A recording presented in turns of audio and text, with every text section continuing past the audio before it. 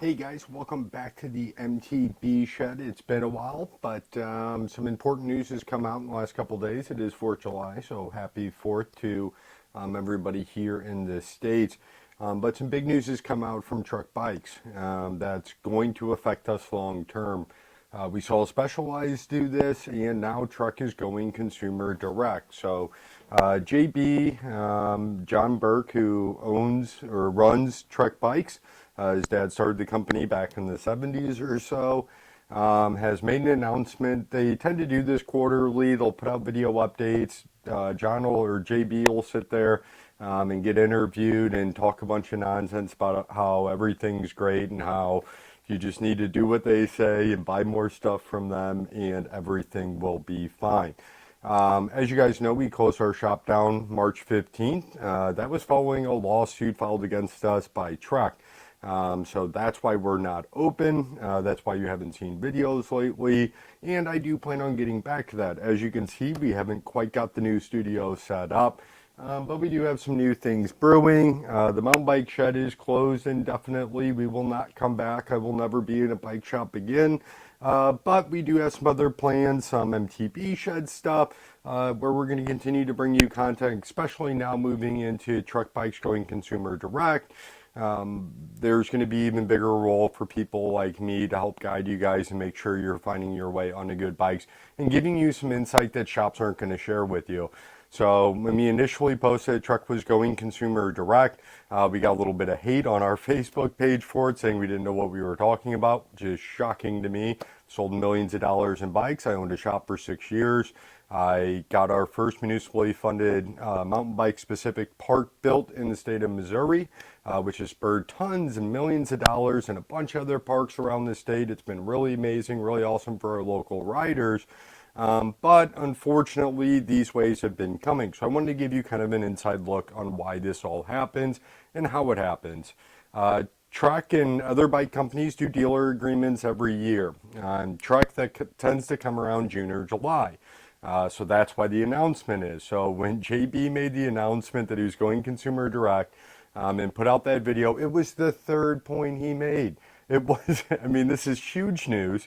The other two things he talked about were complete nonsense, some digital nonsense, and some win the season idiocracy.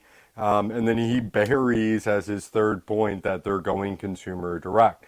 Now, Truck says they're still going to pay their dealers if the bike is sold in their local territory, whatever that may be. I don't have a dealer agreement anymore with them, so I don't know what that territory is. But they say they're going to pay dealers a 20% commission. I can't imagine that radius is going to be very big. I can't imagine what's going to happen to shops who compete with the corporate stores on those territories. And I can tell you from experience, when Truck started about 3.5 years ago, consumers could buy on truckbikes.com and have it shipped to the shop. It spurred no sales for our shop. Customers just simply aren't going to care about a mom and pop shop that they're unfamiliar with, especially if they're not already in the cycling community. So it's going to be terrible for dealers. Your dealers aren't saying anything. You didn't hear about this 2 days ago from them, and they're going to stay nice and tight-lipped about it over the next few weeks because they're going to take those 20% commissions if they're there because they have no choice. So, don't expect to get an honest answer out of any of your bike shops or any truck dealers because they are probably freaking out. I know I would be if I was still open. I would be freaking out going, trucks just ruin this industry. We see it in other industries, and I always go back to skateboarding. That's kind of the biggest one. For anybody over the age of 30, back in the 90s, early 2000s, Tony Hawk came out with his skateboarding game. There was a big push by a lot of people to get skate parks built. These are multi-million dollar projects, more than's ever been spent on mountain biking. Those all went up. There was skate shops all over the place, and then manufacturers started getting greedy, selling online, going direct to consumer because the demand was so big because of Tony Hawk's game. I mean, really, that's how we all know about Jurassic 5 and all those guys. But to stay on point here, they started going consumer direct, bypassed the skate shops. Guess what? Skate shops went out of business. Now look around your local town. You tell me if there's any skate shops anywhere for you to do it. Tell me when the last time a bike park or a skate park was built somewhere. That's where we're headed as mountain bikers, and we don't even have the power or the industry built up that skateboarding did for so long. They had the X Games, they had all kinds of huge events that were regular people were into as well. As mountain bikers, we do have our downhill World Cups. We do have the XC Series. We do have Red Bull Rampage with Cam Zink. We do have all those things, but outside of people who mountain bike, they don't know anything about that. And that's where truck's going to come into a problem with this direct-to-consumer. I can't imagine anybody opening up as a truck dealer. If you start a new shop today, who in their right mind would open up as a truck dealer for 20% commissions competing with that? And why would truck open anybody else up? I'm surprised they're doing this 20% commission. I'm guessing that's just to kind of keep dealers happy for the next 3 years while they build their online presence out. Because it really doesn't make sense. The only way truck can compete with the Canyons and the other online brands is they're going to have to lower their prices, which is going to cut into their margins. Well, dealers, if they're going to make a 20% commission on every online bike sale and have nothing to do with it, eventually consumers are going to get sick of that, and truck's going to have to cut that 20% out of somewhere. It's going to get cut off of dealers. So if you're a truck dealer now, within 3 to 5 years, you won't be. That's just simple facts. Now, I look at, okay, well, where does this leave truck? And what is truck's real plan here? Well, they have corporate stores. They've been buying up shops. They've been suing and putting shops out of business. They've been doing all these things. And I don't see how it works. Nobody knows who truck is. None of my family or friends that I'm going to see today on the 4th of July knows what a truck bike is. They've never heard of it. They've heard of Schwinn. They've heard of Mongoose. They've heard of the Walmart brands. They don't care or know what truck is. So I don't know how they think they're going to compete with the likes of Canyon and YT and all these other brands without dropping their price like crazy. Now, truck's huge. They have a big network. They could definitely undercut some of those online brands. But I really just don't believe those online brands are doing that great.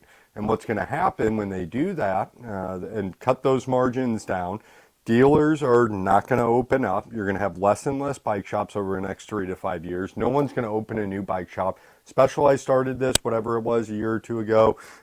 Trek is now basically put a huge nail in the coffin, and then we'll have to look and see what Giant does. You know, whether it's their moves with Dick's Sporting Goods going into their specialty stores. I would expect if Giant is going to continue to stay profitable, maybe they want to be the last independent bike dealer, bike brand. That would be great. I really hope Giant does that. The Japanese tend to be very good business people. So maybe they've kind of seen this all play out and realize they need to stick around. But being the last voice isn't going to help them. So it'll be interesting to see what Giant does moving forward. But with Trek, it's not sustainable. I don't see how they expect to sell bikes without doing a ton of marketing. Local bike shops were the marketing for Trek. I mean, we were the ones out doing rides, talking about the bikes, posting our bikes on our social media every day. When was the last time you've seen a commercial for a bike company on television, on YouTube, anywhere? You just don't see it other than paid Facebook ads. And people, I don't pay attention to paid Facebook ads. You do a paid Facebook ad, I'm ignoring it. So, yeah, I don't see how that works long term. They're going to have to spend a ton of money on advertising. They just completely cut the legs off of all their independent dealers that built their brand up over the last 50 years. It's absolutely insane. The people should be outraged. Bike shops should be outraged. If I was still in business today, I would tell Trek to come pick up every bike that they have and get out. Would that hurt me in the first 6 months, the first year or whatever, when I could have been collecting these 20% commissions that are supposedly going to come that we never saw with their other programs? Maybe, but I would take a moral stand. I don't expect other bike shops to take a moral stand, but no worries, in time they'll be forced out. What does that mean for the consumer? Well, for you guys, this means you're going to have less options. This means you don't get to see bikes in store anymore.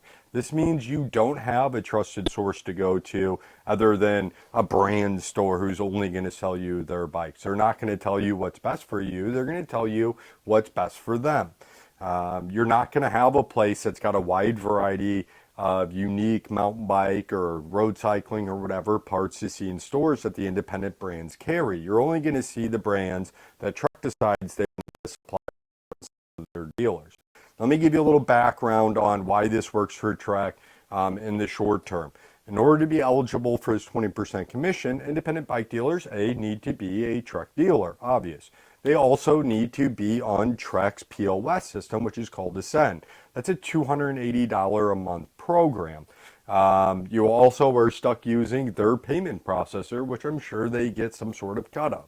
So they're making money on the dealer through that. Not only that, but if a bike sells online and it's a bike you have in stock locally, it's going to take another 3.5% off. Now, margins in bike shops, typically, even if it's very well ran, are going to be around 5 to 7%. You take that 3.5% off, you just took half the money away from bike shops that they need to be able to grow their shops and continue to keep up with inflation and all that types of stuff. There's a lot of hate online. People are like, yeah, it serves them right. Everybody raised the prices, this and that. Bike shops didn't raise their prices. We got charged more for bikes that we ordered when they were cheaper. They went up, and then they forced us to take them as they showed up just randomly and as they chose.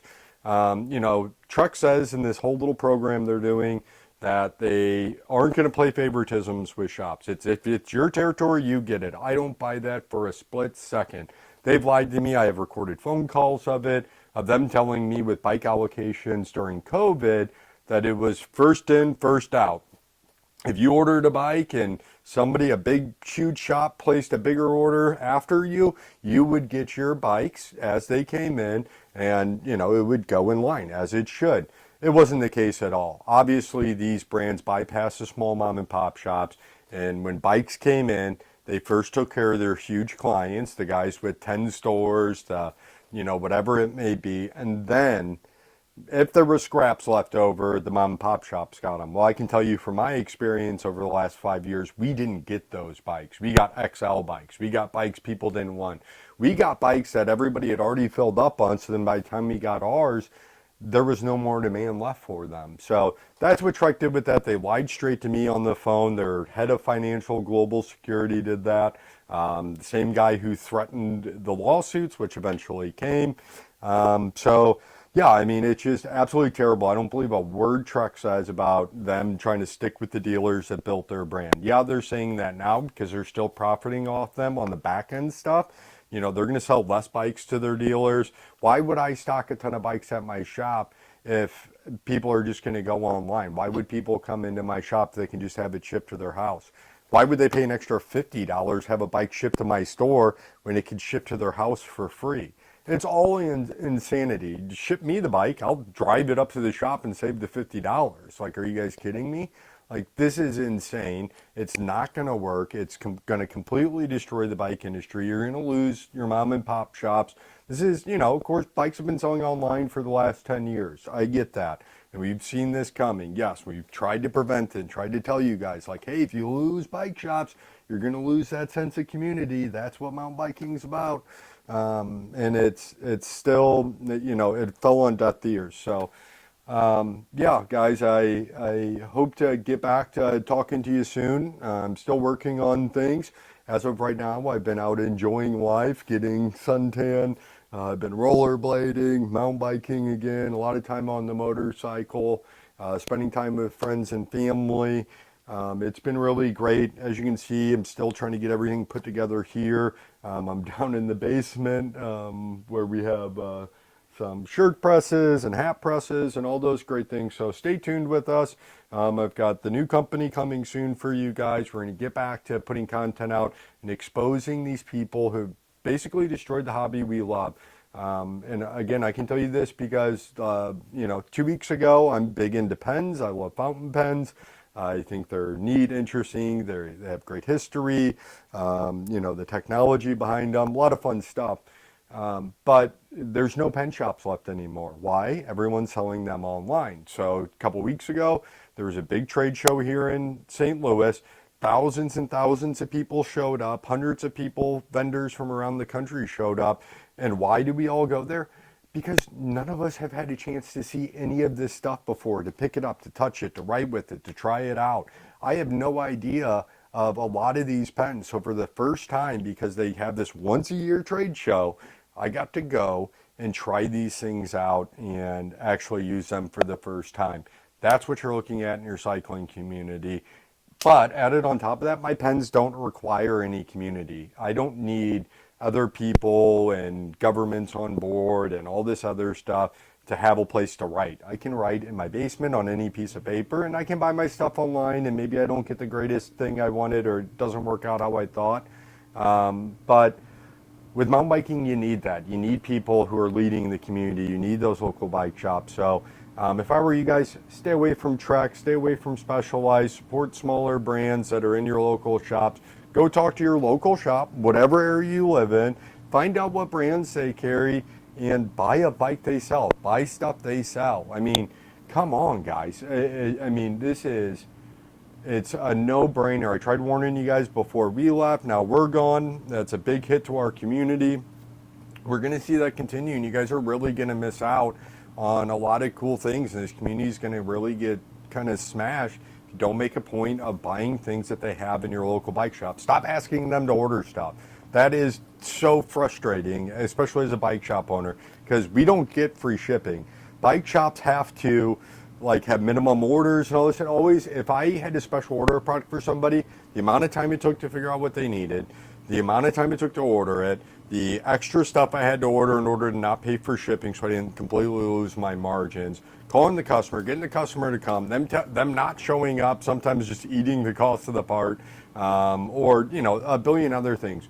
Go into your shop, buy stuff that's in the local shop. Stop asking them to special order stuff. You're not that good. You aren't that good of a rider. You're not special. You're just buy what they have. Support your local shop. That's how you support your community. You'll get way more out of that than you will having a slightly better part because you got it online at a better deal. Support local. Support your local bike shop. It's important more now than ever. Talk to you guys soon. Don't mean to yell at you, but it really infuriated for me to see that today. And then people to strike against me defending Trek. What are you doing? Get out of here. Morons. Anyhow, I'll see you guys soon. We'll be coming back with more. And again, we're going to help guide you through this over the next couple of years. I'm not going to leave you hanging.